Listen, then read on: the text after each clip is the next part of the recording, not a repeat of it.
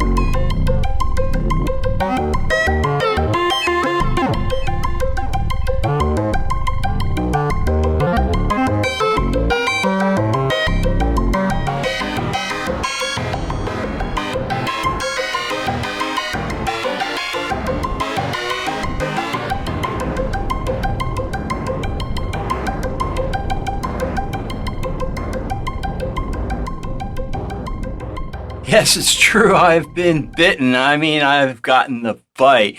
It's not like reality bites. I've just gotten bit by the whole idea of the Eurorack. So this is actually my first rack, and I went a little bit crazy, like most things that I do. So what I'm going to do today is give you a quick run through of what I've got going on here, the ideas that I have behind it in terms of what I chose to put into the rack, and give some tips along the way about how you can possibly put together your own Eurorack. So let's have some fun. All right, the first question you might want to ask is, why the heck would I want to get a Eurorack as opposed to, the regular synthesizers that come out from all the other great manufacturers? Things like, the Waldorf Iridium that I have here, or the Arturia synths, or the sequential synths that I have, for example. Well, Eurorack allows you to assemble your own synth or synthesizers from the many components that you'll find in your more traditional synthesizers, and you can mix and match them in all cool different ways. And a lot of Eurorack modules are very, very unique, stuff you can't get anywhere else. So you really can find some unique tones with your Eurorack that you can't find anywhere else, as I said. There are disadvantages. Each one of these modules is fairly expensive on the scale between in terms of what you can get in a regular synthesizer and each individual component that you would buy in a Eurorack. And another disadvantage is some people will consider is all these cables. I have a love-hate relationship with these things, but they are a necessity, and sometimes they can be fun, patching all the stuff together just to see what happens. It's a wonderful level of experimentation, and I'm so glad that I've taken that dive.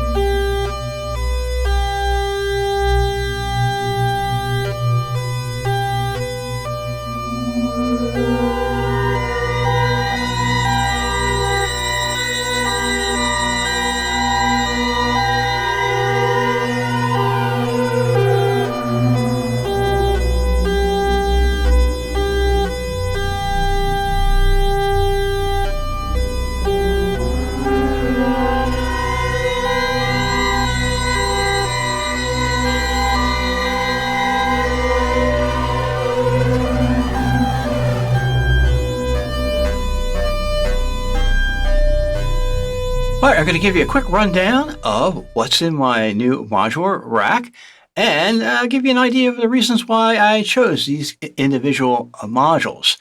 When you're looking to put together a rack, whether it's a medium-sized one like this or a small rack, it's really, really important to take the time before you actually buy anything to do a lot of research. You can go to great places like the Modular Grid and design your rack, and you can go to forums that are on the Modular Grid and or say Mod Wiggler, for example, and really, really get a lot of information because you want to know what goals that you have for your rack before you actually spend any money.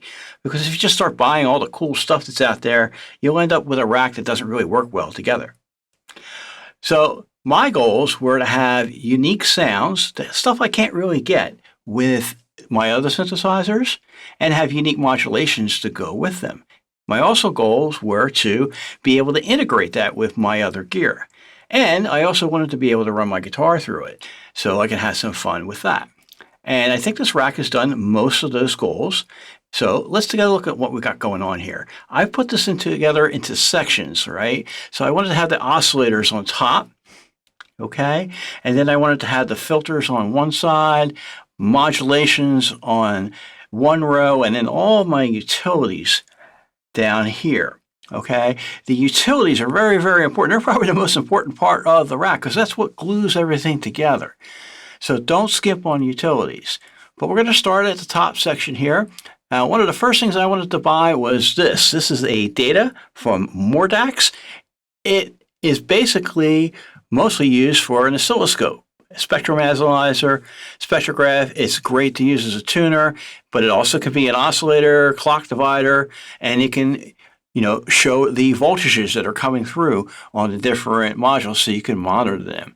This I really think is actually an essential tool, particularly if you're getting your rack, for the first time, getting into it for the first time, because it'll really help you see what's going on with the rest of your rack. So immediately when I saw that this was available, I knew I had to get that. Next is this huge oscillator, and some people might say, well, it might take up too much space because your rack is very, space conscious. But this is from Rossum Electro-Acoustic. It's the Trident, and this thing is a monster oscillator. It has 3 sections in it, mostly designed to modulate the first oscillator section, but you can also run it as 3 oscillators as well. And it has the really cool, what they call zing mod, sort of a variation of ring modulation. And it has FM. It really is cool. Very, very flexible, solid foundation for the sound that's coming from your rack here. and stuff I can't get anywhere else, realistically. Next one is this Ensemble Oscillator from 4MS. This is really, really cool. This one allows you to have, frequency spectrums of different chordal shapes per se, different harmonics that go across that. You can have cross FM, you can shift the balance, you can do wave folding and so forth. Really, really cool. I'm just kind of scratching the surface of all the things that it can do now.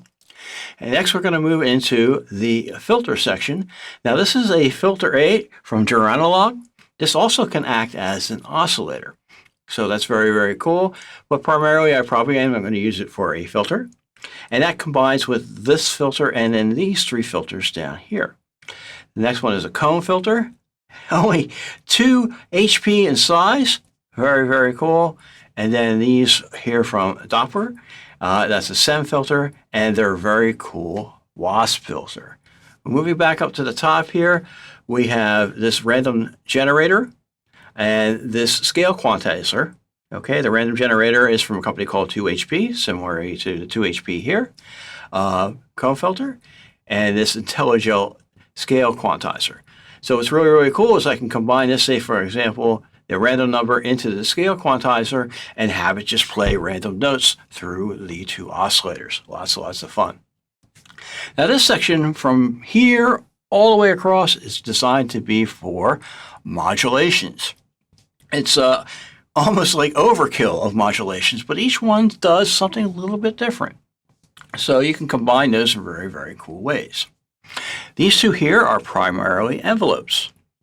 This is the Zadar from Xaoc or Exotic or Chaos, I guess that's what they call it. And this is the Klavis Quadigy.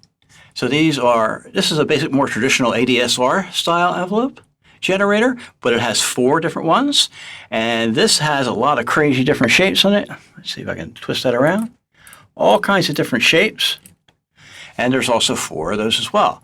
These can run as also LFOs, so you can have mix and matches of different types of shapes and so forth. The advantages or disadvantages of all this is that this can have all the crazy shapes associated with it. This is more of a traditional ADSR, but it's much more immediate in terms of being able to make, movements and changes and so forth. This here is what's called tides from Mutable instruments. This is more of an LFO type thing, but you can have lots of different shapes associated with it, and then you can actually manipulate the shapes with CV in, control voltage in. Now this here is probably the most popular module that is out there. This is Mass from Make Noise. I got to be honest, I wasn't 100% sure I was going to get this one, partly because everybody else has it, and partly because it's a bit of a mystery sometimes of how to use it.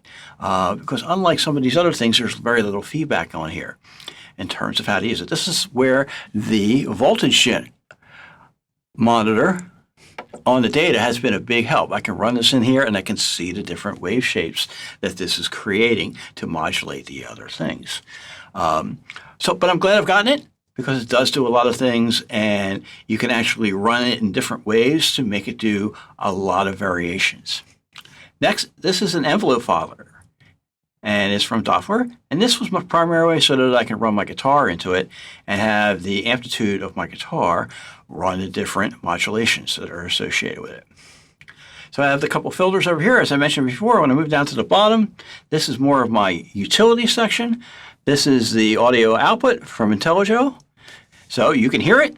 This output is going into my guitar modeler, actually, is the Fractal FM3, which also has awesome sounding effects, and that's worked out really, really well. This is a 4-channel VCA, also from Intellijel. There's a saying in modular you can never have enough VCAs, and that's probably true. I probably would like to get another one of those already. This is also from Intellijel. This is called the Triatt. This is kind of like an attenuator, attenuverter per se. Moving on, you have a 4x4 channel matrix mixer from Doepfer. And these, don't skimp on these. These are attenuators and multis, also from Doepfer. Very, very important. Now this little section over here, this is, triggers sections as well as MIDI. This is the Euclidean Circles V2 from VPME. And this is primarily usually used with drums to trigger drums, but it's also great to trigger the envelopes and stuff like that. So that's why I wanted to get it and try it out. And then lastly, this is an interface. Basically allows you to interface to MIDI, which is how I have the KeyStep 37 plugged in. And you can also interface that with my DAW.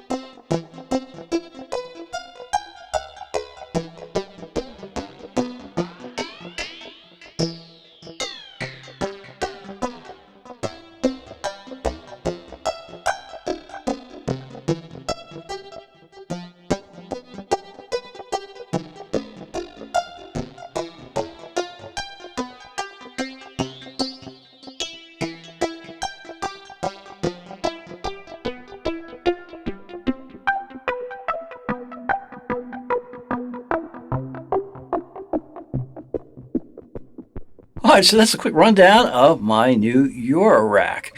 I'm really happy with the way that it's come together. It's taken me about a month to put it together, and a much longer time even before that, reading and designing and understanding what it is that I want to do with it. I'm very happy with it. I think the only thing I may end up changing with it is the 4x4 mixer. It's a very handy tool, but I think it may actually be better served in this space to get a couple more VCAs that can do the same thing as this matrix mixer and some more things that a VCA can do. I'm already thinking about getting another rack to put it side by side with this. Yes, it's crazy. I've been bitten. To do a lot more things. That one would be more focused on sequencing and some more real-time type of controls. So that's it. You know, I've been bitten. I've been attacked. It's great. I wish I could say that for everything that's bitten me in my life. But I hope to, show some more videos about it soon. So please do subscribe to this channel. Check out tjontheroad.com for more. And thanks so much for your support. And I'll see you next time.